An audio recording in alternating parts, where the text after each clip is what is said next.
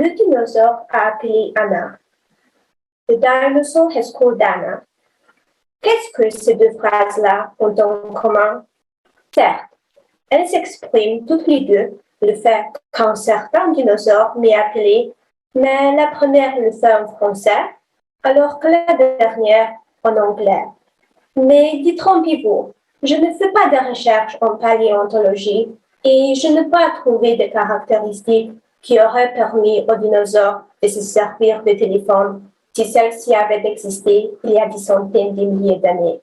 Loin de cela. Ce qui m'intéresse dans mon projet de recherche, c'est la structure de ces deux phrases, puisqu'elles sont composées d'éléments équivalents. Juste après le sujet, on a le verbe auxiliaire avoir, conjugué au présent, qui est suivi par le participe passé appelé.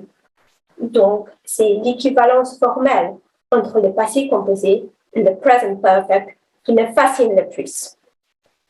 Ainsi, l'objectif principal de ma thèse est de déterminer comment les tons grammaticaux sont représentés dans l'esprit d'une personne bilingue en français et anglais. Est-ce que l'on a une seule représentation mentale des constructions grammaticales qui s'échevauchent dans deux langues, ou bien deux représentations séparées spécifiques à la langue, même si cela créerait une certaine redondance? J'envisage de répondre à cette question en m'appuyant sur les avancements de la psycholinguistique, un domaine focalisé sur l'acquisition du langage, ainsi que sur les processus sous-jacents à sa compréhension et production. À travers des expériences psycholinguistiques, utilisant de telles méthodes que l'amorçage syntaxique ou l'oculométrie, j'espère comprendre comment l'esprit bilingue traite les similitudes et les différences entre le passé composé et le present perfect.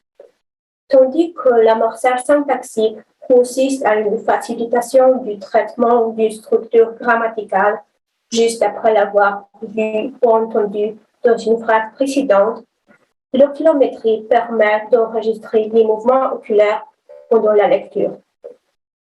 La réalisation de mes études permettrait non uniquement d'approfondir nos connaissances théoriques sur le bilinguisme, mais permettrait uniquement de préparer les matériels didactiques qui rendraient l'apprentissage de la grammaire moins pénible. Merci.